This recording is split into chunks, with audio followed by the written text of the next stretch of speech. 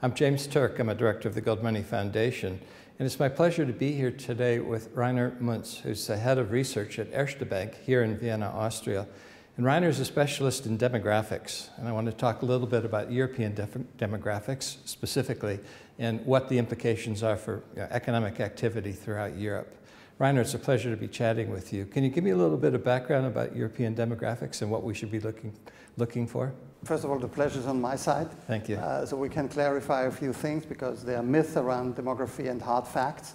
And let's first look at the hard fact. Good. The hard facts is that we have a global population of 7 billion, and 500 million of them are inside the European Union. We have a little bit more than 300 million in the US, and we have something like 135 million in Japan. So that's the developed world today. And this is the oldest part of the world, so we have the highest life expectancy. This is also the part where in certain regions the population is no longer growing, but is starting to shrink. So we're talking about Central, Southeastern Europe, parts of Central Asia, in particular Siberia, but we're also talking about Japan. Mm-hmm. Now, what is the characteristics of European demographics? We have a low number of children per family, so we're talking about 1.5 children. So a family cannot have 1.5 children, but we can think of 15 children per 10 families. Then the breakdown makes sense. Yeah. Which means that the number of children in the next generation is smaller than the number of potential parents that could have children today. So our native populations on average are shrinking. We just don't see that because there is a fairly high amount of immigration from other parts of Europe and the world into the European Union, just like we have immigration into the United States, Canada, Australia, and so on. So because of high immigration, the shrinking of the domestic population is not yet felt, but it leads to a certain exchange of populations. So we see an increasing ethnic, religious, and cultural diversity in our metropolitan areas, be it London, be it Paris, be it Rome, be it Berlin or Vienna, but even in places like Istanbul.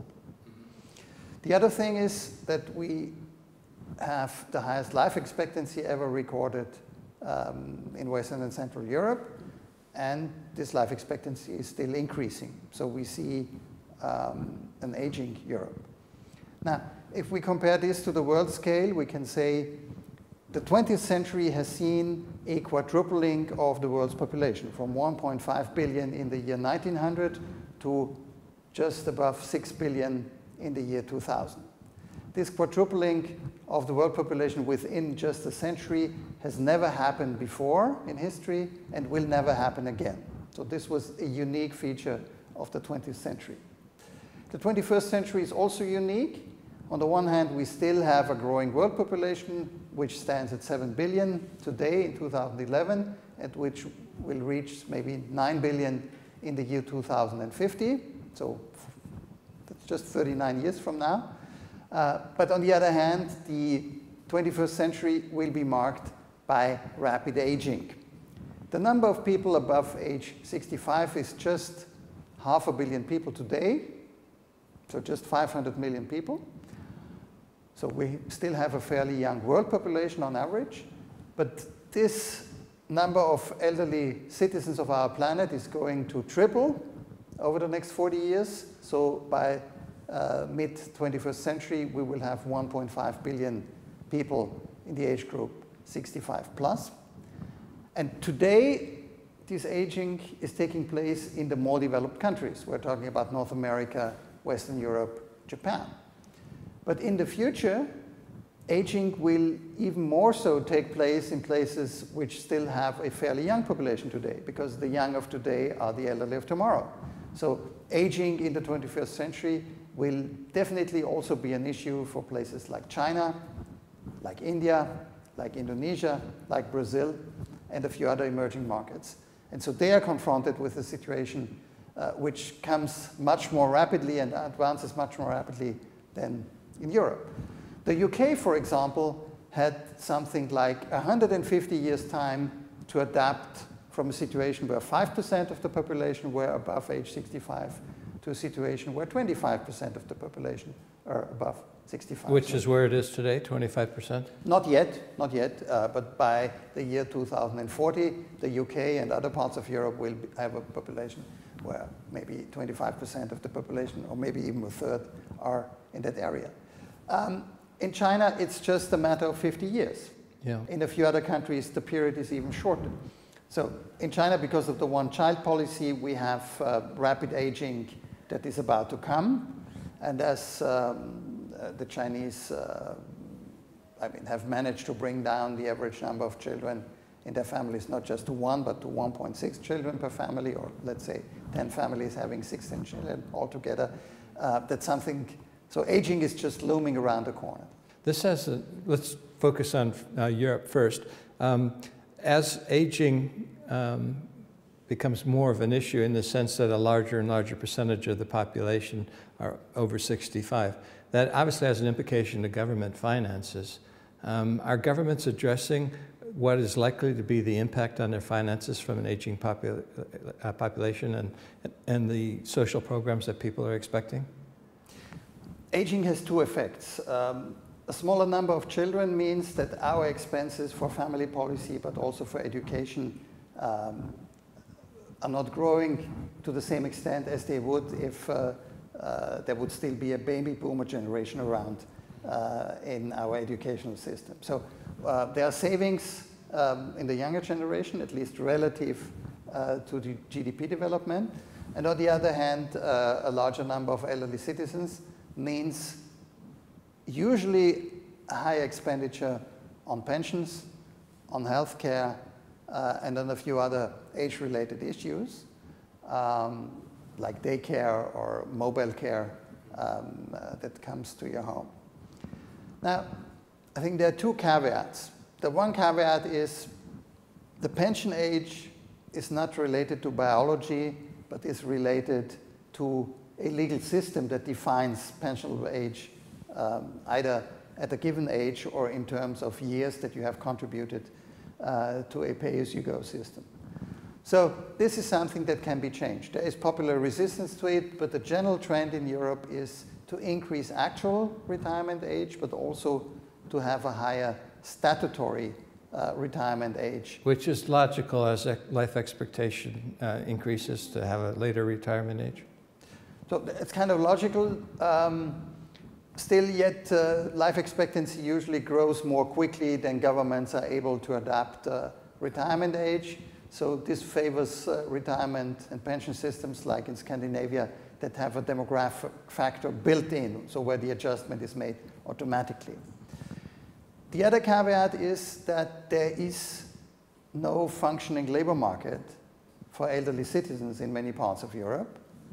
So by just increasing retirement age without having labor market reforms, we're just shifting the problem from the pension insurance to the unemployment insurance. I think it's important also to address this.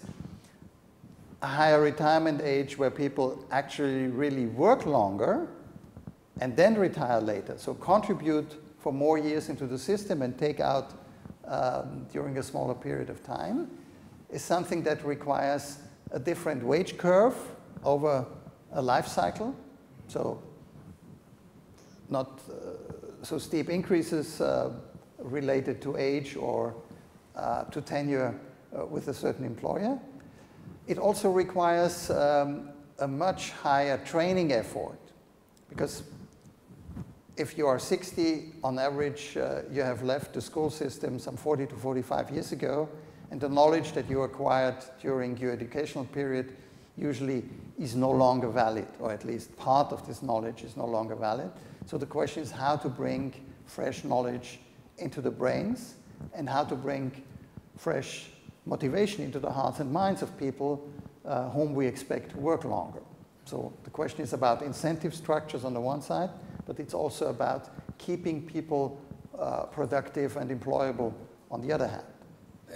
As the EU has become more harmonized, has there been a movement toward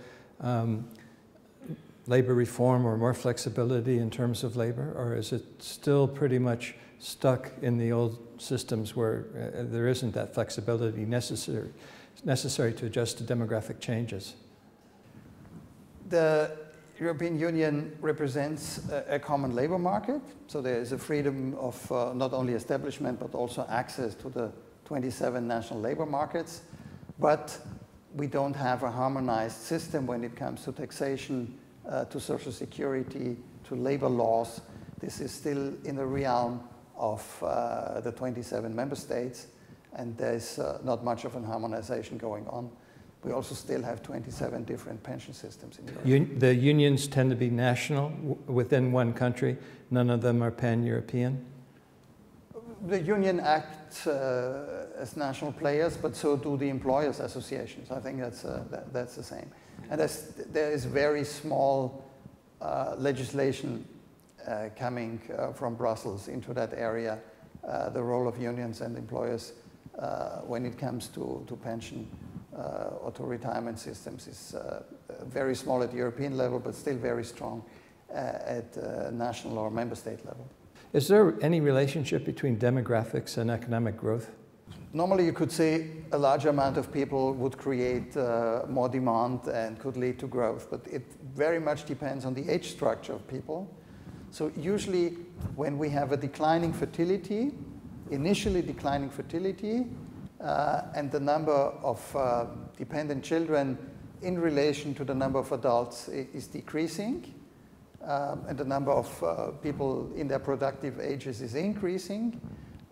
There's a so-called demographic dividend that could be reaped, which means that people have to pay less attention on time and money spent on children, and so a capital stock can be built up, and society and the economy can invest more in fixed capital goods or in infrastructure. Yeah. Now, this is a window of opportunity that closes when this large generation of people in productive ages reaches retirement age and wants to go into pension. So the question whether a country and a society and the economy can reap the demographic dividend totally depends on the investment climate, the rule of law, also the educational system, yeah, and the educational system, the skills available. But China is a good example for such a transition. The Chinese one-child policy has dramatically reduced the number of births in China, and so we have now a fully productive generation of people in their 30s, 40s, and 50s who have given birth to much smaller numbers of children than their parents and grandparents. But the big question in China is, will they become rich first, or will they gray first, or become old first? And China has not yet implemented a pension system that would cover the totality of its adult population. So it's still a minority-based system, minority meaning it's aimed at middle-class people living in cities, but the people living on the countryside still are not covered by this system. so they rely on themselves and their family rather than in Western countries where people are increasingly relying on government. More than half the world population lives in countries where there is no universal pension or retirement system, so these people have to rely on their own ability to earn money or produce goods and services, and at the same time they have to rely on the help of their children. Extended families in the traditional sense. It's a traditional sense, but it can also mean in a post-traditional sense, because in countries like Indonesia or Turkey or Iran, we have seen a fairly dramatic drop in the average number of children that a family has, and many people have moved from rural areas into the big cities. So this is no longer a traditional economy and a traditional family system, but still support is expected from the children towards their parents. Whereas in North America or in Europe, we have just the opposite. Usually parents tend to help their children, even if the children are grown-ups, then the parents start taking care of grandchildren, which alleviates the situation for young parents. And usually parents tend to give money to their offspring, even if the offspring is adult and the parents are retired. Yeah. In your work and in your research, have you had the opportunity to look at the impact of new technologies, things like nanotechnology, in terms of extending life? Is it possible that we can be thinking in 20 or 30 years' time of a person living to 120 or 130, or is that just out of the realm of possibility as far as we know it today? Genetically, a lifespan of 120 or 130 is possible because we have a few people living on our planet who are reaching 110, 150, and 120. It's a minority, but it shows that our genes would provide us for the means to do so before we talk about genetic engineering or anything that would interfere with this natural mechanism, which could also prolong our lifespan. Yeah, but I was referring to that age more as, not necessarily the exception, but as a general rule. Like we might view 65 today. I understand your question, but we should see first of all, today, our life expectancy increases by 6 hours a day, about 3 months a year, about 2.5 years per decade. It is at least the average over the last 150 years. So we have started in the mid-19th century with life expectancies around 30, 35. We are now in Europe at an average age of around 80, which people can reach. And the major drivers in the past have been better nutrition, so the absence of famines, the ability to fight infectious disease, so we no longer die from influenza or other contagious disease. HIV/AIDS is absolutely an outlier in this respect. And with better sanitation, so we get fresh water that is pumped into our households, and we have water treatment for the water that goes into the sewage system before it's sent back to the river and ecological systems in many parts of the world. So these are the major drivers, or have been the major drivers, of an increased life expectancy over the last 50 or 60 years.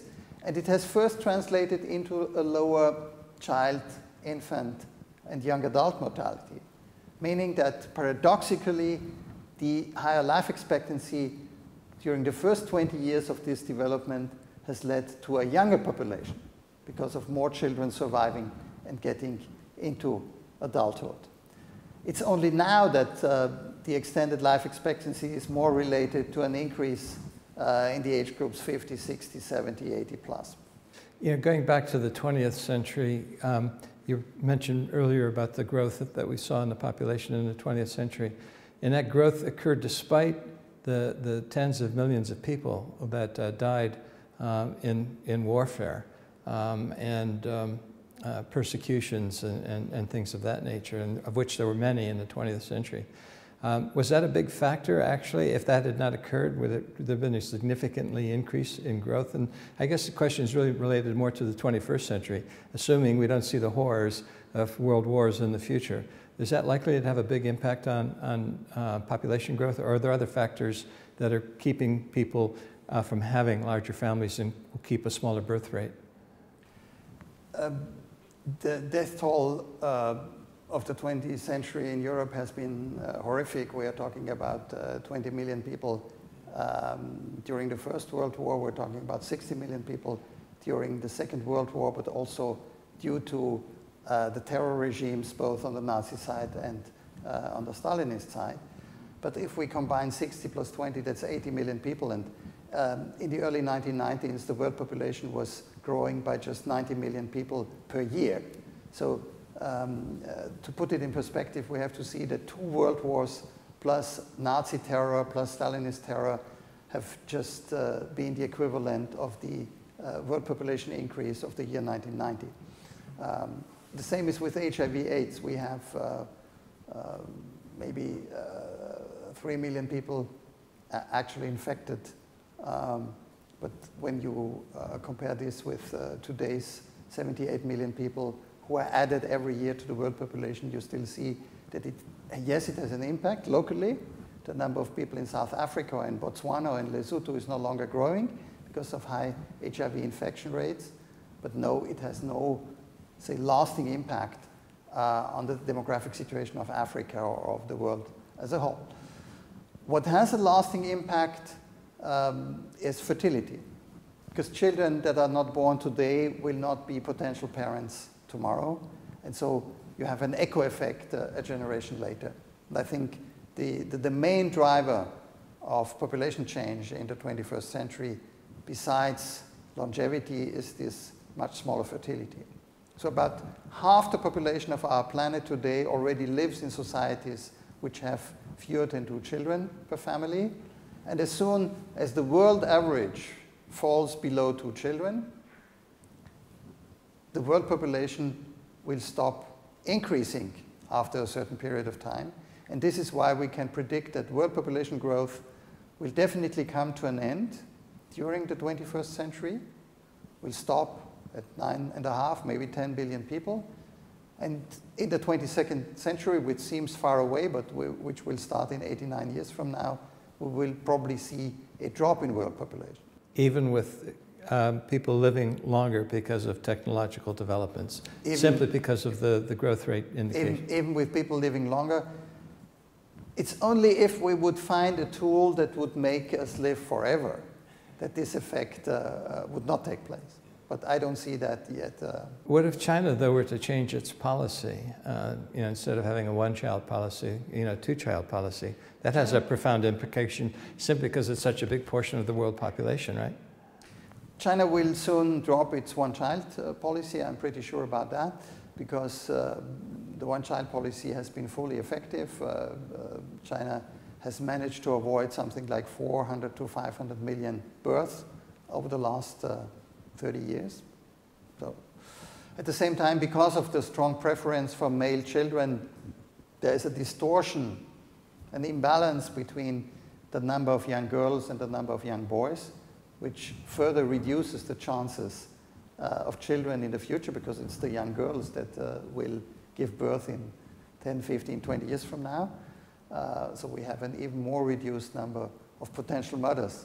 And this will soon lead to a drop in the one-child policy in China. But the effect will be limited, as the future number of potential parents in China will be fairly small compared to the large numbers of potential parents that we had 20 or 30 years ago in China. Yeah, understood. This video is going to be viewed by thousands of people around the world. Are there any parting thoughts or comments that you would like to share with the viewers of this video about demographics or anything related to that? It's important to understand that the development of world population is also something that is related to progress. We have better living conditions. Poverty, despite the fact that the world population has quadrupled during the 20th century, has not increased.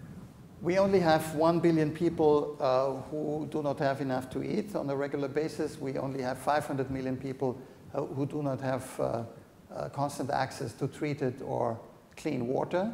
And the proportion of this population to the world population in total has not increased during the 20th century. So there is a sign of progress, because we can produce a lot more food than we used to be able half a century ago. Now, the question is more about the sustainability of this green revolution, the sustainability of our lifestyle. Because on average, we are already using on our global footprint something like 2.2 hectares per head.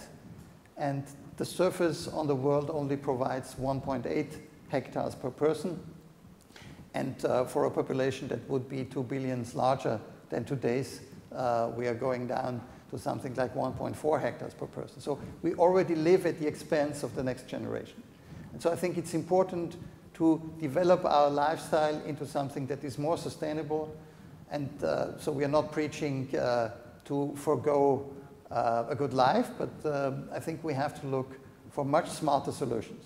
So on the side of energy efficiency, on the side of how we feed ourselves, what kind of food we are producing. Just to give a small example.